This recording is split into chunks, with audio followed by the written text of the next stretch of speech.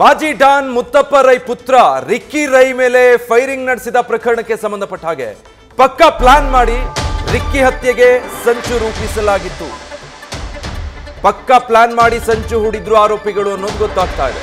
Professional sharp ಶೂಟರ್ಗಳಿಂದಲೇ Ricky Rai ಮೇಲೆ ದಾಳಿ ನಡೆಸಲಾಗಿದೆ. ಚಲಿಸ್ತಾ ಇದ್ದಂಥ ಕಾರಿನ ಮೇಲೆ ಶಾರ್ಪ್ ಶೂಟರ್ ದಾಳಿ ನಡೆಸಿರೋದು.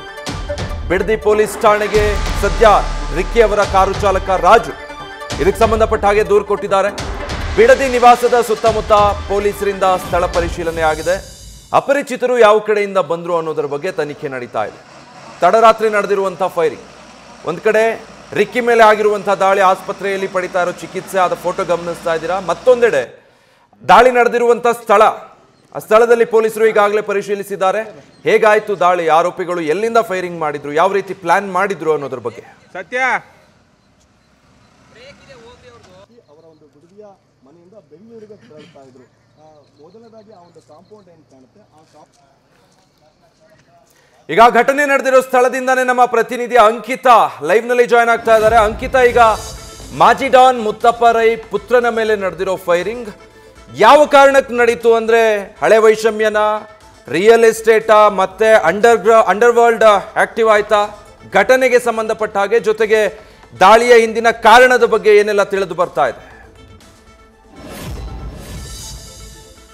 ವಿಜಯ್, ಮಾಜಿ ಡಾನ್ ಮುತ್ತಪ್ಪ ರೈ ಅವರ ಕಿರಿಯ ಪುತ್ರ ರಿಕ್ಕಿ ರೈ ಅವರ ಮೇಲೆ ತಡರಾತ್ರಿ 12:50 ಅಟ್ಯಾಕ್ ಆಗಿರುವಂತದ್ದು. ಸದ್ಯಕ್ಕೆ ನಾನು ಬೆಂಗಳೂರಿನ ಹೊರಭಾಗದಲ್ಲಿರುವಂತಹ ಬಿಡದಿಯ ಬಳಿ ಇದ್ದೀನಿ. ಅಂದ್ರೆ ಅವರ ನಿವಾಸ ಏನಿದೆ, ತೋಟದ ಮನೆ, ಆ ಜಾಗದ ಬಳಿ ಇದ್ದೀನಿ. ನೋಡ್ತಾ ಇರಬಹುದು ದೃಶ್ಯಾವಳಿಗಳಲ್ಲಿ. ಈಗಾಗಲೇ ಅವರ ಕಾರು ಕೂಡ, ಅಂದ್ರೆ ಫಾರ್ಚುನರ್ ಕಾರು ಕೂಡ ಇಲ್ಲೇ ಇದೆ.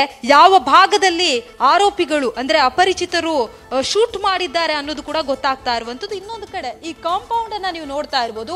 ಈ ಕಾಂಪೌಂಡ್ ನಲ್ಲಿರುವಂತಹ ಕಿಂಡಿ ಏನಿದೆ, ಆ ಕಿಂಡಿಯ ಒಳಗಡೆಯಿಂದ ಏಕಾಏಕಿ ಶೂಟ್ ಮಾಡುವಂತಹ ಕೆಲಸವನ್ನ ಮಾಡ್ತಾರೆ, ಅಂದ್ರೆ ಫೈರ್ ಮಾಡುವಂತಹ ಕೆಲಸವನ್ನ ಮಾಡ್ತಾರೆ. ಅದು ನೇರವಾಗಿ ಕಾರಿನ ಗ್ಲಾಸ್ಗೆ ಬಂದು ಟಚ್ ಆಗುತ್ತೆ. ಅಂದ್ರೆ ಕಾರಿನ ಗ್ಲಾಸ್ಗೆ ಬಡಿದು ಶೂಟ್ ಆಗಿರುವಂತದ್ದು. ಒಟ್ಟು ಅಂದ್ರೆ ಡಬಲ್ ಬ್ಯಾರಲ್ ಗನ್ ಇಂದ ಶೂಟ್ ಮಾಡಿದ್ದಾರೆ ಅನ್ನೋದ್ರ ಬಗ್ಗೆ ಈಗಾಗಲೇ ಪೊಲೀಸರು ಕೂಡ ಮಾಹಿತಿಯನ್ನ ನೀಡ್ತಾ ಇರುವಂತದ್ದು. ಸಂಪೂರ್ಣವಾಗಿ ಪೊಲೀಸರು ಈಗಾಗಲೇ ಮಾಹಿತಿಯನ್ನ ಪಡ್ಕೊಳ್ಳುವಂತಹ ಕೆಲಸವನ್ನ ಕೂಡ ಮಾಡ್ತಾ ಇದ್ದಾರೆ. ಅವರ ಮನೆಯಲ್ಲಿ ಕೆಲಸ ಮಾಡ್ತಾ ಇರುವಂತಹ ಕೆಲಸಗಾರರು ಸೇರಿ ಹಲವರ ಬಳಿ ಈಗಾಗಲೇ ಮಾಹಿತಿಯನ್ನ ಪಡ್ಕೊಳ್ಳುವಂತಹ ಕೆಲಸವನ್ನ ಮಾಡ್ತಾ ಇದ್ದಾರೆ. ಈ ಕಾರಿನ ನಂಬರ್ ಅನ್ನ ಕೂಡ ನೀವು ನೋಡ್ತಾ ಇರಬಹುದು. KA 53 MC 7128 ಗಾಡಿನ ಫಾರ್ಚುನರ್, ಅಂದ್ರೆ ಕಪ್ಪು ಬಣ್ಣದ ಫಾರ್ಚುನರ್ ಗಾಡಿ. ಆ ಕಡೆ ಕಾಂಪೌಂಡ್ ಕೂಡ ಇದೆ. ಅವರು ಮನೆಯಿಂದ ಹೊರಬರುವಂತಹ ಸಂದರ್ಭದಲ್ಲಿ, ಅಂದ್ರೆ ನಿನ್ನೆ ಊಟ ಮುಗಿಸಿ ಮತ್ತೆ ಅವ್ರ ಮನೆಗೆ ಹೋಗಿರ್ತಾರೆ. ಅದಾದ ಬಳಿಕ ಅವರು ಬೆಂಗಳೂರಿನ ಸದಾಶಿವನಗರದ ನಿವಾಸಕ್ಕೆ ಹೋಗ್ಬೇಕಾಗಿರುತ್ತೆ. ಹಾಗಾಗಿ ತನ್ನ ಗನ್ ಮ್ಯಾನ್ ಜೊತೆಗೆ ಡ್ರೈವರ್ ಜೊತೆ ಅವರು ಈ ಕಾರಿನಲ್ಲಿ ತೆರಳ್ತಾ ಇರ್ತಾರೆ. ಮುಂದೆ ಅಂದ್ರೆ ಕಾರಿನ ಸೀಟಿನಲ್ಲಿ ಡ್ರೈವರ್ ಕುಳಿತಿರ್ತಾರೆ, ಪಕ್ಕದಲ್ಲಿ ಗನ್ ಮ್ಯಾನ್, ಜೊತೆಗೆ ಹಿಂಭಾಗದಲ್ಲಿ ರಿಕ್ಕಿ ರೈ ಅವರು ಕುಳಿತಿರ್ತಾರೆ ಅನ್ನೋದ್ರ ಬಗ್ಗೆ ಮಾಹಿತಿ ಲಭ್ಯ ಆಗ್ತಾ ಇರುವಂತದ್ದು. ಇನ್ನು ಆ ಒಂದು ಫೈರ್ ಆದಂತಹ ಸಂದರ್ಭದಲ್ಲಿ ಆ ಫೈರ್ ನ ತೀವ್ರತೆ ಯಾವ ರೀತಿ ಆಗಿತ್ತು, ಫೈರ್ ಮಾಡಿದಾಗ ಹೇಗಾಯ್ತು ಕಾರಿನ ಗ್ಲಾಸ್ ಅನ್ನೋದು ನೋಡ್ತಾ ಇರಬಹುದು.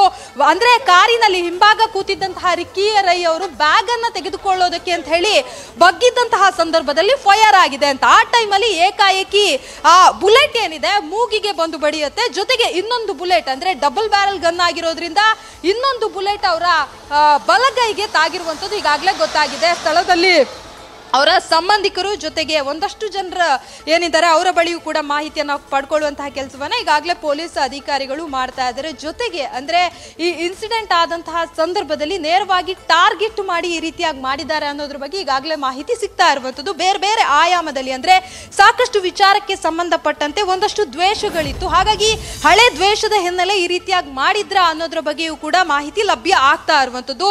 ಮತ್ತೊಂದು ಕಡೆ ಅಂದ್ರೆ ಇದು ಒಂದಷ್ಟು ದಿನಗಳಿಂದ ವಾಚ್ ಮಾಡಿ ಈ ರೀತಿಯಾಗಿ ಮಾಡಿದ್ದಾರೆ ಅನ್ನೋದ್ರ ಬಗ್ಗೆ ಈಗಾಗಲೇ ಮಾಹಿತಿ ಸಿಗ್ತಾ ಇರುವಂತದ್ದು. ಅಂದ್ರೆ ಏಕಾಏಕಿ ಈ ರೀತಿಯಾಗಿ ಅಟ್ಯಾಕ್ ಮಾಡೋದಕ್ಕೆ ಸಾಧ್ಯ ಇಲ್ಲ. ನಿರಂತರ ತಿಂಗಳುಗಟ್ಟಲೆ ಅವರನ್ನ ವಾಚ್ ಮಾಡಿಕೊಂಡು, ಅಂದ್ರೆ ಅವ್ರು ಎಷ್ಟೊತ್ತಿಗೆ ಹೋಗ್ತಾರೆ ಬರ್ತಾರೆ ಅನ್ನೋದನ್ನ ವಾಚ್ ಮಾಡಿಕೊಂಡು ಈ ರೀತಿಯಾಗಿ ಮಾಡಿದ್ದಾರೆ ಅಂತ.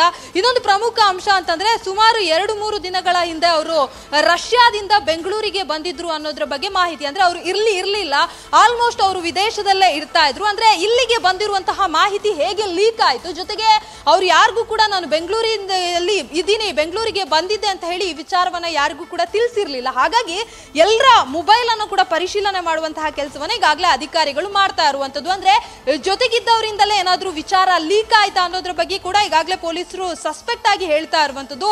ಅದನ್ನ ಹೊರತುಪಡಿಸಿ ಈಗಾಗಲೇ ಅಂದ್ರೆ ಇದ್ದಂತಹ ಕಾರು ಚಾಲಕ ಬಸವರಾಜ್ ಏನಿದ್ದಾರೆ ಅವರ ದೂರಿನ ಅನ್ವಯ ಬಿಡದಿ ಪೊಲೀಸ್ ಠಾಣೆಯಲ್ಲಿ FIR ಕೂಡ ದಾಖಲಾಗಿದೆ. ಸುಮಾರು 3 ಜನರ ಮೇಲೆ ಅವರು ದೂರನ್ನ ಕೊಟ್ಟಿದ್ದಾರೆ ಅಂತ ಹೇಳಲಾಗ್ತಾ ಇದೆ.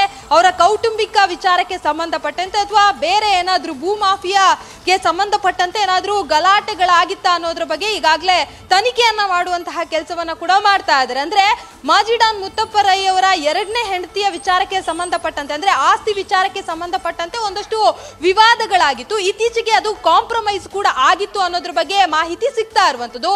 ಕಾಂಪ್ರಮೈಸ್ ಆದ್ಮೇಲೆ ಅದ್ರ ಬಗ್ಗೆ ಯಾವುದೇ ವಿಚಾರಗಳು ಇರಲಿಲ್ಲ ಅನ್ನೋದು. ಸದ್ಯಕ್ಕೆ ಪೊಲೀಸರು ಎಲ್ಲ ಆಯಾಮದಲ್ಲಿ ವಿಚಾರಣೆ ಮಾಡುವಂತಹ ಕೆಲಸವನ್ನ ಮಾಡ್ತಾ ಇದ್ದಾರೆ. Vijay, thank you Ankita.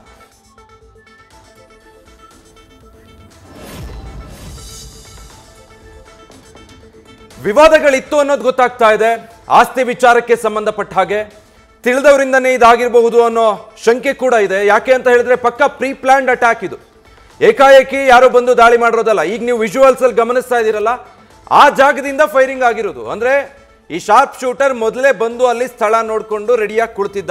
ಎಷ್ಟೊತ್ತಿಗೆ ಇವ್ರು ಮನೆಯಿಂದ ಹೊರಡ್ತಾರೆ, ಮತ್ತೆ ರಿಕ್ಕಿ ರೈ ಕಾರ್ ಒಳಗಡೆ ಯಾವ ಭಾಗದ ಸೀಟಲ್ಲಿ ಕೂತಿರ್ತಾರೆ, ಇದೆಲ್ಲ ಪಕ್ಕಾ ಪ್ಲಾನ್ ಮಾಡಿಕೊಂಡು ನಡೆದಿರೋ ದಾಳಿ ಇದು ಅನ್ನೋದು ಇದರಿಂದ ಸ್ಪಷ್ಟವಾಗಿ ಗೊತ್ತಾಗುತ್ತೆ. ಬಟ್ ಎಕ್ಸಾಕ್ಟ್ಲಿ ಯಾವ ರೀಸನ್ಗೆ ದಾಳಿ ನಡೆದಿರೋದು, ಇದರ ಹಿಂದೆ ಯಾರಿದ್ದಾರೆ ಅನ್ನೋದನ್ನ ತನಿಖೆ ಮೂಲಕ ಪೊಲೀಸರು ಸದ್ಯ ಪತ್ತೆ ಹಚ್ಚಬೇಕಾಗಿದೆ.